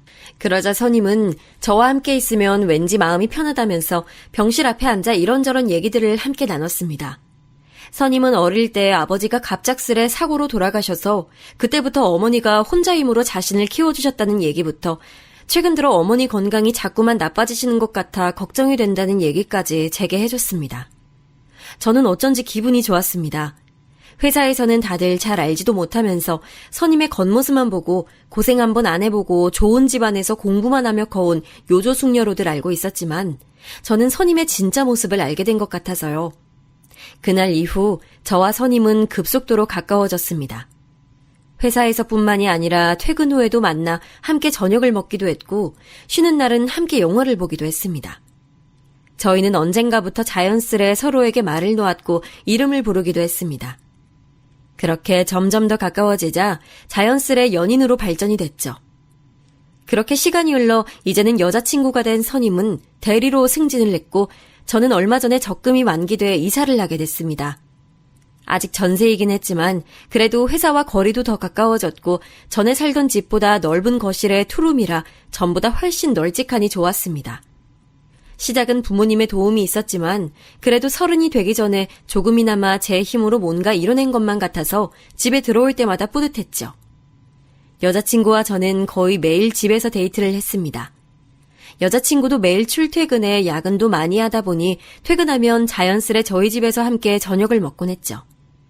제 맘 같아서는 주말에도 만나 놀러 다니고 데이트도 하고 싶었지만 여자친구는 항상 주말이면 집에서 쉬고 싶다고 했어요. 그리고 여자친구의 어머니께서 워낙 혼자 계신 걸 싫어하신다며 주말에는 항상 어머니와 함께 있어드리려고 하는 것 같더라고요. 엄마가 한번 보고 싶다고 같이 식사 자리 한번 하자고 하시는데 어때? 너무 좋지. 내가 어머니 맛있는 거 대접할게. 아니야. 엄마가 집에서 맛있는 거 해준다고 했어. 여자친구와 연애를 하면 할수록 저는 점점 더 좋아졌습니다. 혼자 서울에 올라와 산 지도 10년 가까이 되다 보니 매일 혼자 밥을 먹고 혼자 아침에 눈을 뜨는 게 너무 외롭고 씁쓸했습니다. 안 그래도 저는 하루라도 빨리 여자친구와 함께 살고 싶다는 생각하며 결혼 생각이 간절했습니다. 그런데 여자친구가 먼저 어머님께 인사를 가자고 말해주니 너무 좋았습니다. 그렇게 저는 정식으로 처음 그녀의 집에 가게 됐습니다. 매일 집 앞 골목에서만 헤어지다 집 안까지 들어간 것은 처음이었죠. 저는 어머님이 좋아하신다는 과일과 케이크 그리고 제가 따로 미리 주문해 놓은 꽃다발까지 양손 가득 바리바리 들고 갔습니다. 어머니께서는 너무 밝은 얼굴로 저를 맞이해 주셨어요. 어머, 반가워요. 오랜만에 솜씨 좀 내봤는데 맛있나 모르겠네. 와, 다 너무 맛있을 것 같아요. 잘 먹겠습니다. 미리 차려주셨다는 상은 이미 상다리가 휘어질 듯 진수성찬이 차려져 있었습니다. 딸은 엄마의 음식 솜씨를 닮는다는데 여자친구의 실력도 기대될 정도로 어머니의 음식은 너무 훌륭했습니다.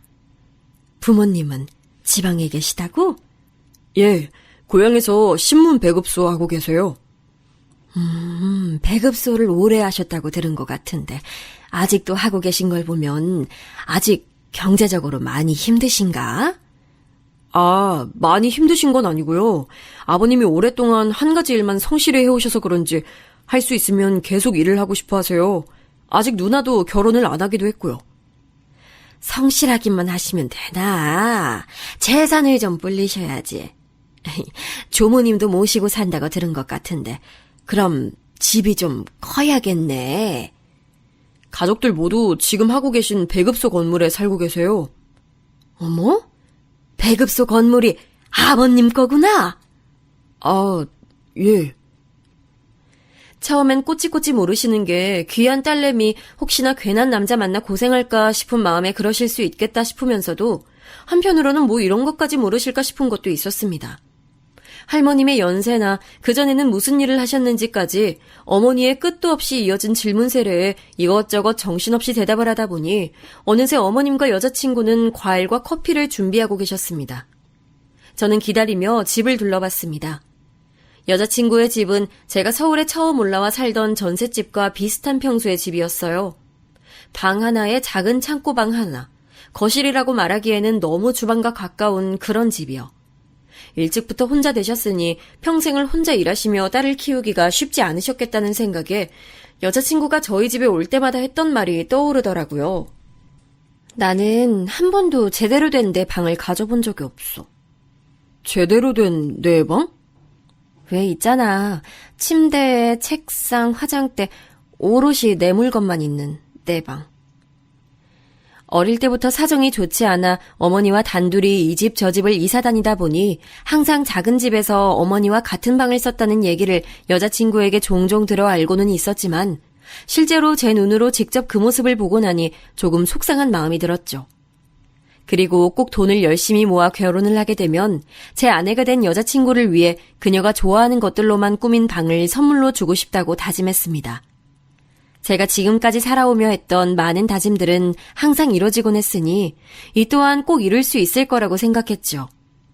그런데 그날 과일과 커피를 마시며 여자친구와 어머님이 나눈 대화들이 시간이 흐를수록 조금씩 걱정되기 시작했습니다. 부모님이 다 지방에 계셔서 서울에 혼자 사는 아들 걱정이 많으시겠네. 예, 그래서 빨리 결혼하라고 성하세요. 어머, 그래? 부모님께서 아들 장가 보낼 준비를 다 해놓으셨나? 그때까지만 해도 원래 솔직하시고 유쾌하신 성격이시다 보니 딸 가진 어머님의 걱정이 섞인 농담 반 진담 반 하는 사소한 질문이라고 생각했습니다. 아버지께서도 요즘 여자들이 서울에 30평대 아파트 아니면 결혼을 안 하려고 한다더라 하시면서 농담하시긴 하셨어요. 와, 아파트? 나 아파트 너무 살아보고 싶었는데. 그러게, 우리는 아파트 한 번도 못 살아봤네. 난 아파트 살면 베란다 확장 이런 거 안 하고 꼭 베란다 있는 게 좋더라. 지금 이 자리에서 결혼에 대해 구체적으로 얘기하기는 어려워서 대충 둘러댄 얘기였는데 이야기의 흐름은 마치 지금 당장 제가 결혼을 하게 되면 아파트를 떡하니 준비할 수 있을 것처럼 흘러갔어요. 그리고 가장 중요한 건 마치 여자친구의 어머님까지도 함께 살게 될 것처럼 말씀하셨다는 겁니다. 그날 이후 저는 눈치를 살피다 여자친구에게 말을 돌려 넌지시 꺼냈습니다. 만약 우리가 결혼을 하게 되면 어디에 살고 싶은지에 대해서요. 자기랑 같이 사는 건데 난 어디든 좋지. 그래? 그럼 아파트가 꼭 아니더라도 괜찮아? 그럼.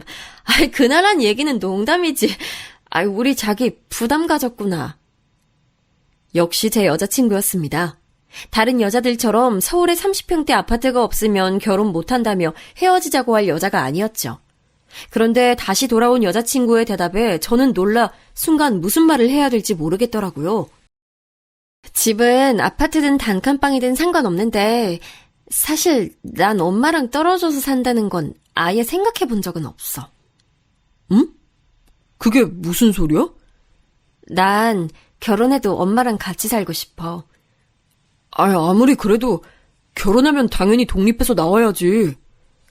엄마는 나 없으면 많이 외로워하실 거야. 이 이야기는 도대체 무슨 뜻일까요? 30이 다 된 성인이 어머니와 떨어져서 산다는 걸 생각해 본 적이 없다니 말입니다. 저는 여자친구가 들어도 기분이 나쁘지 않을 말들을 골라 계속해서 생각해봤지만 도저히 떠오르질 않았습니다. 그날도 결국 속 시원한 얘기는 나누지 못한 채 마음이 찝찝한 상태로 돌아왔죠. 물론 여자친구와 어머니가 오랫동안 서로 의지를 하며 살아온 세월을 생각하면 아예 이해하지 못하는 것도 아니었습니다. 하지만 결혼을 해서 저와 함께 산다는 건 전혀 다른 문제였죠. 처가살이도 생각해 본 적이 없는데 제가 모시고 산다니 말입니다. 오랜만에 만난 대학 때 친구들에게 고민 비슷하게 말을 꺼냈는데 다들 노발대발 난리들이더군요. 이미 결혼을 한 친구들은 더 난리였습니다. 시집살이는 옛말이고 요즘은 장모님들이 아이를 봐주시는 일이 많다 보니 자주 서로의 집을 왕래하는 일이 많아지면서 장서 갈등이라는 말이 나올 정도로 심각한데 심지어 결혼함과 동시에 장모를 모시고 산다는 건 아주 신중히 생각해봐야 할 문제라고요. 듣고 보니 단순히 생각할 문제는 아니었습니다. 그리고 가장 중요한 건 저희 부모님께서 허락할 리 없는 문제였죠. 하지만 제가 너무도 사랑하는 여자친구에게 이런 제 마음을 어떻게 전달해야 할지 도무지 떠오르질 않았습니다. 그러던 와중에 할머니가 돌아가시게 되어 고향에 내려가게 됐는데 여자친구가 자신도 함께 내려가 도울 일이 있으면 돕겠다며 함께 가자고 하더라고요. 제 여자친구였지만 정말 천사나 다름없었습니다. 어떤 여자가 결혼도 하기 전에 그 먼 시골까지 내려가 어른들만 잔뜩 계신 곳에 가고 싶겠어요. 역시 제가 살아가는 사람이다 싶었죠. 할머니의 장례로 며칠 동안 정신이 없었는데도 저희 부모님께서는 처음 만난 제 여자친구가 마음에 드셨는지 슬픈 와중에도 여자친구를 챙기는데 여념이 없으셨습니다. 할머니도 보셨으면 너무 좋아하셨을 텐데. 엄마는 그렇게 시집살이를 하고도 할머니 돌아가신 게 슬퍼? 얘는? 당연하지. 너 행여나 아버지 앞에서 그런 소리 말어. 제 여자친구를 만나서 기쁜 마음이 크면서도 어머니는 할머니께 그 모습을 보여드리지 못해 아쉬워하셨는데 누나는 그런 어머니의 모습마저 마음에 들지 않았는지 돌아가신 할머니 영정 사진이 바로 눈앞에 버젓이 있는 앞에서도 투덜거렸습니다. 제가 좀 더 빨리 인사드리러 올 걸 그랬나 봐요. 저도 할머니 꼭 뵙고 싶었는데. 아이고, 얼굴만 예쁜 게 아니라 말도 예쁘게 하네. 제 여자친구는 정말이지 부족한 점이라고는 없는 여자였습니다. 그 좋은 대학에 좋은 직장까지 다니려면 내내 공부만 해도 시간이 모자랐을 텐데 어쩜 그렇게 나이도 어린 아가씨가 눈치도 빠르고 손도 야물딱지냐며 저희가 서울로 올라오고 나서도 저희 부모님께서는 입이 마르게 여자친구를 칭찬하셨습니다. 서울 깍쟁이라는 말도 다 틀린 말인가 보다. 그렇게 예쁘고 싹싹한 아가씨 절대 놓치면 안 돼. 결혼 비용 때문에 미루는 거면 걱정하지 말고 빨리 날짜부터 잡어. 아버지는 마음이 급하셨는지 집 사는 데 필요한 돈은 어떻게든 도와줄 테니 후딱 식부터 올리라며 성하셨습니다. 아버지 말씀이 맞았습니다. 이런저런 고민이 있다고 해도 세상에 하나뿐인 제 사랑스러운 여자친구를 놓칠 순 없었죠. 뒷일이 어떻게 되든 한번 밀어붙여보자 싶었습니다. 저는 굳게 마음을 먹고 여자친구에게 프로포즈를 했습니다. 여자친구가 평소 좋아하던 식당을 빌려 노래도 부르고 미리 준비해둔 반지도 꺼내 손가락에 끼워주었죠. 프로포즈가 끝나고 감동의 여파가 아직 가라앉지 않은 분위기 속에 저는 달콤한 디저트를 먹으며 여자친구와 결혼에 대해 진지한 대화를 나눠봐야겠다고 생각했습니다. 저는 부모님께서 여자친구를 너무 마음에 들어 하신다는 말로 천천히 운을 뗐습니다. 그리고 할머니께서 돌아가시면서 아버지에게 남겨주신 땅과 재산이 조금 있어서 만약 우리가 결혼을 한다면 아버지께서 지금 당장 그 재산들을 정리해 서울의 30평대까지는 아니어도 작은 아파트 정도는 사줄 수 있다고 하셨다고 했습니다.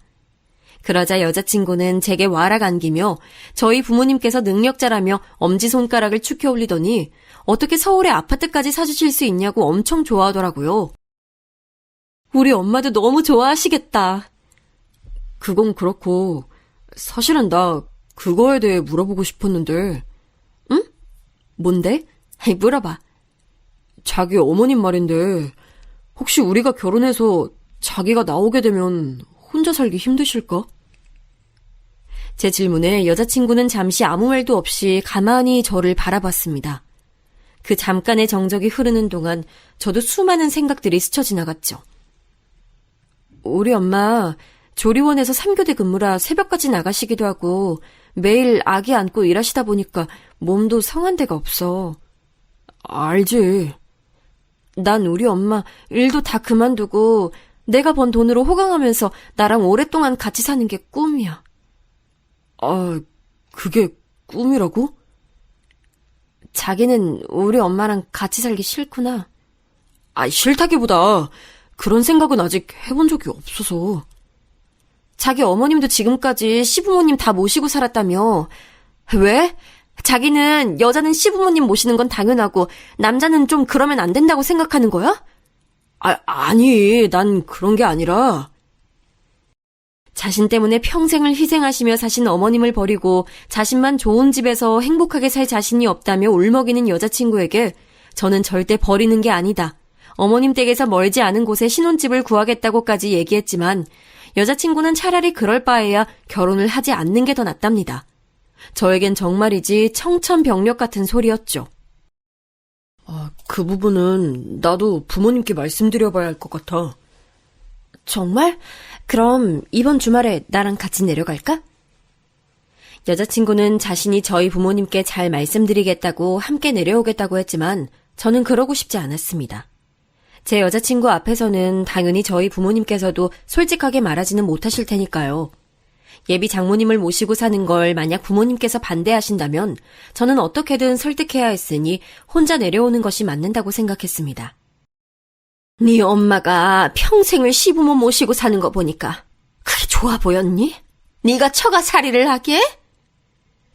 저의 예상대로 부모님께서는 놀라 버럭 무슨 소리냐며 화부터 내셨습니다. 저희 누나는 어이가 없다는 듯 실소를 터뜨렸죠. 순간 저는 제가 죄인이 된 것만 같았습니다. 그런 부모님의 마음을 이해하지 못할 리 없었지만 하지만 어쩌겠습니까? 여자친구와 결혼을 못한다고 생각하면 눈앞이 깜깜해지는걸요. 그래서 저는 말을 좀 보태기로 했습니다. 여자친구 어머님이 좀 아프셔.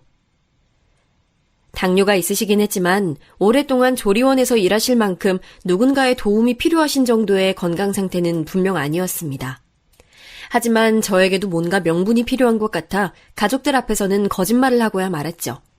조금 전까지만 해도 얼굴이 빨개지셔서 버럭하시던 저희 부모님께서는 할머니께서 당뇨 합병증으로 돌아가신 지 얼마 안 된 상태였으니 금세 걱정이 앞선 얼굴로 도대체 어머님께서 어느 정도 안 좋으신 거냐 물으시며 마음이 약해지신 것 같았습니다.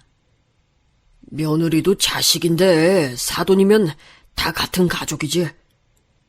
라고 하시며 아버지께서 운을 떼시자 아버지보다도 더 반대하셨던 어머니께서는 아이고 내 팔자야를 연신 외치시며 방문을 세게 닫고 들어가 버리셨습니다. 저는 알 수 있었습니다. 저희 부모님께서도 시원스레 대답해 주시진 않았지만 암묵적인 허락을 받았다는 것을요. 철도 없이 저는 기뻤습니다. 한편으로는 앞으로 제가 이 큰일을 잘 감당할 수 있을까 걱정이 되기도 했지만요. 저와 여자친구는 우여곡절 끝에 결혼식을 올리게 됐습니다. 결혼식 날짜와 식장을 잡고 나니 정말 제가 결혼을 하는구나 실감이 나더군요. 그리고 저는 여자친구와 함께 회사에서 멀지 않은 곳에 아파트를 구하러 다녔습니다. 아무리 새 식구 살 집이라고 해도 장모님과 살게 되면 그래도 최소 20평대 평수는 돼야 할 것 같아 알아봤는데 알고는 있었지만 아파트 값이 장난이 아니더라고요. 지금 제가 살고 있는 전세금을 빼도 최소 3억 이상은 아버지에게 도움을 청해야 했죠. 그런 제 마음을 아는지 모르는지 여자친구는 집을 보러 다닐 때마다 엄마가 무조건 남향이어야 한다고 했다. 확장형은 안 된다. 베란다는 무조건 있어야 한다 등등 우리 신혼집을 구하는데 자꾸만 마치 어머니의 마음에 들어야 하는 시험지처럼 집을 골랐습니다. 집도 집이었지만 가장 이해가 되지 않았던 건 바로 결혼 비용에 관한 것이었습니다. 집을 계약하고 가구와 가전제품들을 보러 다녔는데 집을 고를 때는 그렇게 까다로웠던 여자친구와 예비 장모님은 무조건 저렴한 제품들로만 고르려고 했습니다. 어차피 아이가 태어나면 다 망가진다는 게 이유였죠. 저는 뭔가 이상해 결혼 비용으로 생각하는 금액이 어느 정도인지 모아놓은 돈은 어느 정도인지 물었습니다. 이제 곧 부부가 될 사이이니 그 정도는 알아야겠다고 생각했죠. 그런데 지금까지 직장 생활을 하는 동안 여자친구 연봉이 저보다 항상 더 높았고 직장 생활도 더 오래 했는데도 생각보다 모아놓은 돈이 너무 적더라고요. 저는 직장을 다니며 오롯이 모은 돈으로 전세금까지 2배로 올려 이사를 했는데 아내가 결혼 준비를 하겠다고 제시한 금액은 그 금액의 절반밖에 되지 않았습니다. 저는 그때까지만 해도 여자친구네가 집안 사정이 많이 안 좋았으니 학자금이나 제가 모르는 빚을 갚는 데 썼겠다 싶기도 했죠. 그런데 결혼식을 올리고 살림을 합치고 보니 그 이유를 바로 알 수 있었습니다.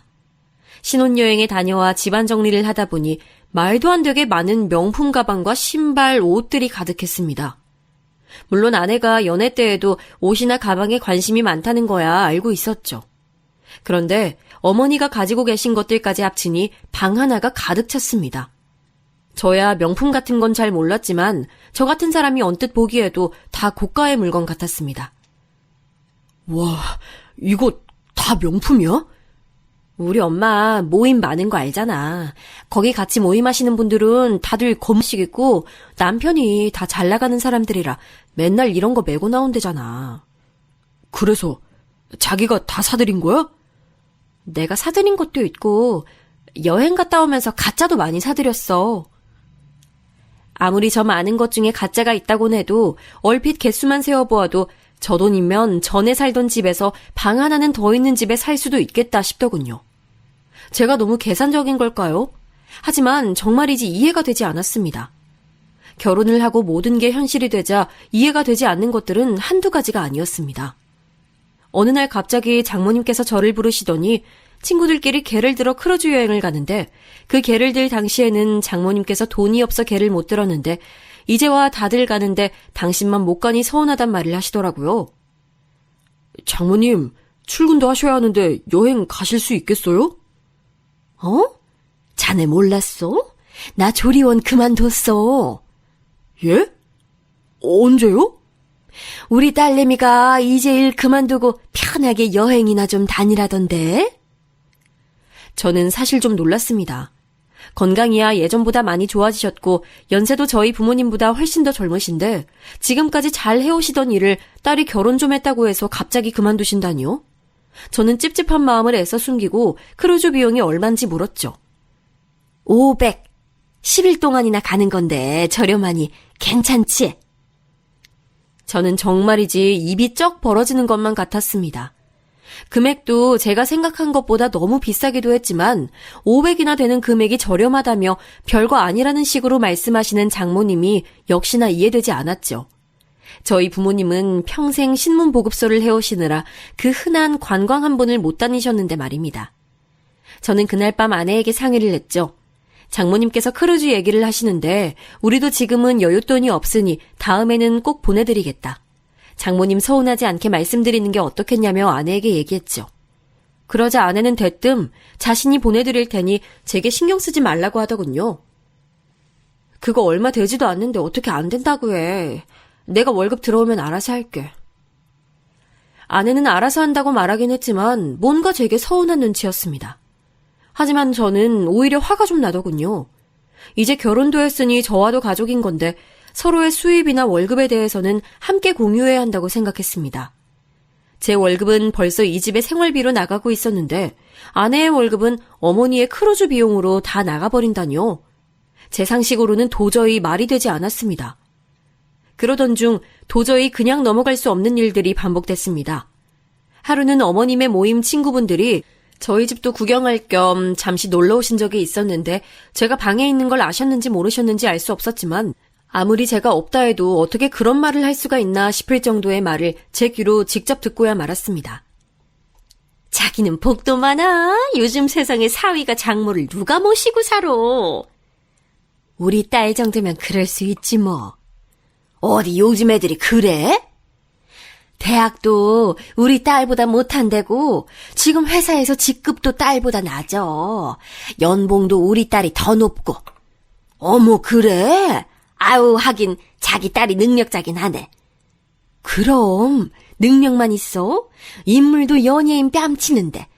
그러니까 그런 잘난 딸 낳아준 나를 지가 떠받들어 모셔야지 별 수 있어? 그래도 서울에 아파트까지 샀는데 대단하지 뭐.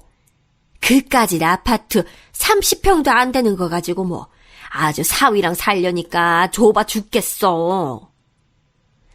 저는 그 순간 문을 박차고 나가고 싶었지만 애써 꾹 참았습니다. 하지만 울분이 목구멍까지 차오르는 건 도저히 견딜 수가 없었죠. 저를 가지고 마음대로 이야기하시는 건 참는다 쳐도 저희 부모님이 고생고생해서 사주신 아파트까지 별거 아닌 것처럼 대하시는 장모님께 정말이지 화가 났습니다. 그런 소리까지 들은 이후에는 도저히 저도 장모님을 전처럼 대하기는 힘들더군요. 거기다가 툭하면 제게 용돈을 달라며 농담 비슷하게 얘기하셨어요. 주변의 다른 분들과 자꾸만 비교를 하시면서요. 그 집 사위는 분기마다 필요한 거 사라고 용돈을 주는데 최소 100일에 폐해. 어머니, 저희도 많이 노력하고 있어요. 상황이 좋아지면. 월급쟁이가 무슨 상황이 좋아져? 매일 똑같은 게 월급쟁이지. 에휴, 이래서 남자는 사업을 해야 돼. 언제는 월급쟁이가 안정적이고 좋다고 하시더니 이제는 제 모든 게 마땅치 않으신지 매일같이 꼬투리를 잡으셨어요. 주변 사위들과 비교하는 것도 모자라 이제는 아내 주변 친구들의 남편들과도 비교를 하셨죠. 걔는 너보다 잘난 게 하나도 없는데 어디서 그런 남자를 만났다니? 엄마, 무슨 그런 말을 해. 으이그, 정서방 봐. 우리 애가 이렇게 착해 빠져서 남들 다 계산기 두드려보고 남자 만나고 있을 때 우리 애는 자네 착한 것만 봤다니까. 같은 공간에 산다는 것 자체가 이렇게 힘든 줄 몰랐습니다. 처음에는 제 눈치라도 좀 보시는 것 같더니만 시간이 좀 흐르자 할 말 안 할 말까지 구분할 줄 모르시더라고요. 하지만 사람 사는 게 어디 다 제 마음 같은가요? 아내와 저에게도 꿈만 같던 아이가 생기자 다른 것들은 생각할 겨를도 없이 행복하기만 하더군요. 제게는 때론 얄밉기도 한 장모님이기야 했지만 당신의 딸에게만큼은 언제나 진심인 분이셨죠. 입덧으로 아무것도 먹지도 제대로 자지도 못하는 딸을 위해 매일같이 직접 만든 음식에 매일 야근으로 바쁜 저를 대신해서 병원에도 같이 가주시고 매일 밤마다 마사지도 해주시더라고요. 그러다 안타깝게도 10주를 채 넘기지 못하고 아이를 먼저 보내게 됐는데 저는 도저히 회사에 출근할 엄두도 나질 않아 한 달을 넘게 무급휴가 신청을 냈습니다. 자네는 아무리 힘들어도 그렇지 가장이 돼서 자기 멋대로 무급휴가를 내는 게 말이 되나? 장모님, 저도 너무 힘들어요.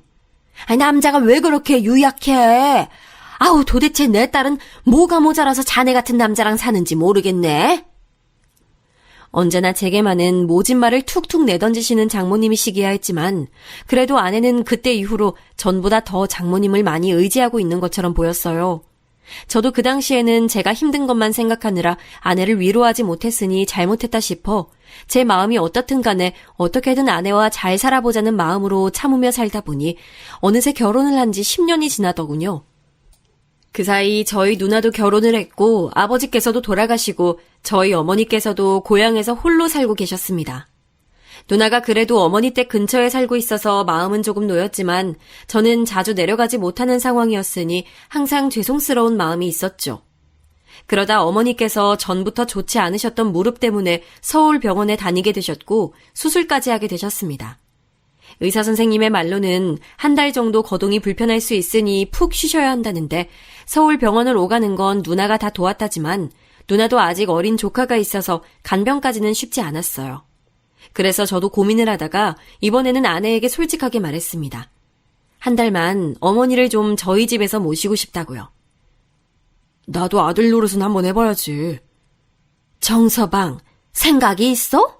애가 일하랴 살림하랴 매일 고생하는 거 안쓰럽지도 않어? 근데 거기다가 대고 시어머니 수발을 들라고? 장모님, 저희 어머니 수발은 제가... 됐네! 다신 그 얘긴 꺼내지도 말어! 저는 정말이지 더 이상은 참을 수가 없었습니다. 아니, 이제는 참을 이유조차 없는 것만 같았죠. 나 참을 만큼 참았어. 더 이상은 나도 장모님이랑은 못 살겠어. 뭐야, 그럼 이제 와서 우리 엄마 내쫓으라는 거야? 해도 너무하시잖아. 딱 한 달만이라는데 그게 안 돼?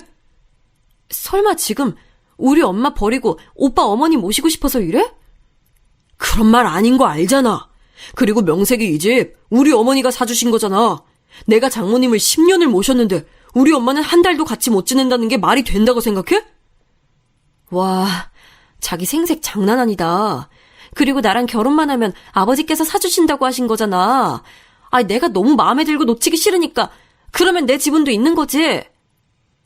정말이지 제가 사랑했던 그 여자가 맞는 건가 싶었습니다. 딸은 엄마를 닮는다는데 정말 아내도 장모님을 닮아가는 걸까요? 저는 덜컥 겁이 났습니다. 평생 이렇게 살 것만 같아서요. 정말 나도 지쳤어. 못 참아주겠다. 뭐? 우리 이혼하자. 이혼하자는 제 말 한마디에 눈물을 터뜨린 아내의 소리에 역시나 방으로 쫓아오신 장모님은 제게 별의별 욕을 퍼부어대셨습니다. 저는 정말이지 미운 정마저도 다 떨어졌는데 화도 나질 않더군요. 그때 알았습니다. 더 이상 이렇게는 살 수 없다. 저는 목소리에 힘을 실어 장모님과 아내에게 차분하게 나가달라고 말했습니다. 제 말에 순순히 나갈 사람들이 아니었으니 저도 강하게 해야겠다 싶어 다음날 도어락 비번을 바꿔버렸죠. 그리고 이혼 서류도 아내의 사무실로 보냈습니다. 그러자 아내가 울며불며 제게 사정을 하더라고요. 지금 당장 돈도 한 푼도 없어 나갈 수도 없다고요. 어머님이랑은 절대 떨어져서 못 산다며. 잘난 당신 엄마랑 예전처럼 그 다 허물어져가는 월세집으로 돌아가면 되겠네. 제 선언에 아내도 그제야 실감이 나는지 똥줄이 타는 듯 보였습니다. 그날 저녁 문을 열어달라는 아내의 성화에 못 이겨 문을 열자 웬 아주머니와 찾아온 장모님의 행동은 정말이지 저 혼자만 보기엔 아까웠습니다. 아니, 이게 얼마짜린데 이걸 그거밖에 안 쳐줘? 좀 더 쳐줘. 알고 보니 장모님과 함께 온 사람들은 중고 명품을 사들이는 사람이었습니다. 이거 가짜잖아. 이런 거 팔다 걸리면 쇠고랑이야. 아유, 미치겠네. 이거 해봐야 월세방이나 없겠어? 이게 다 엄마 때문이잖아. 그러니까 엄마, 딸 이혼녀 만들기 싫으면 빨리 정서방한테 가서 빌어, 엄마. 빌긴 내가 왜 빌어? 네가 그 깡시골까지 따라가 봤더니 가족들이 다 순진하고 맹한 게 호구 잡기 딱이라며. 아, 이게 호구 맞아? 엄마가 촌구석 애들이 오히려 돈도 제법 있고 순진하다며. 이 두 사람의 실체를 차라리 몰랐으면 나았을까요? 정말이지 제가 지난 10년간 얼마나 바보짓을 하고 있었는지 알고 나니 기가 막히더라고요. 제 아내는 처음부터 제가 순진한 촌에서 자라 아무것도 모르는 시골 부모님의 경제적인 지원을 받고 있어 접근한 것이었습니다. 아이, 정서방, 뭘 그렇게까지 해? 정서방? 소름 끼치니까 다신 그렇게 부르지 마요. 우리가 10년이나 같이 산 세월이 있잖아. 10년? 말 잘했네. 처음부터 순진한 나랑 아무것도 모르는 우리 부모님 이용해서 당신들 팔자 고칠 생각으로 접근한 거 내가 다 정리해서 고소할 거니까 그렇게 알고 있어. 고소? 하, 우리가 뭘 어쨌다고 고소를 해? 내 명의로 된 집에서 10년 동안 무전 취식한 거, 내 월급으로 매일같이 둘이 명품 사고 여행 다닌 것만 해도 증거가 수두룩이야. 무전 취식? 자네 말 다 했나? 앞으로는 당신들하고 한마디도 안 해. 앞으로는 내 변호사랑 얘기하게 될 거야. 저는 통쾌하면서도 정말이지 씁쓸했습니다. 장모님의 말대로 제가 이런 사람들과 자그마치 10년을 살았다니요. 아주 오랫동안 생각한 적 없었지만 알고 보니 저희 어머님도 아파트에서는 살아본 적이 없으셨습니다. 명품백도 가져본 적 없으셨죠. 이제 더는 미련도 미움도 없었습니다. 앞으로 남은 시간은 이 집에서 저희 어머님과 행복하게 살아볼 거니까요.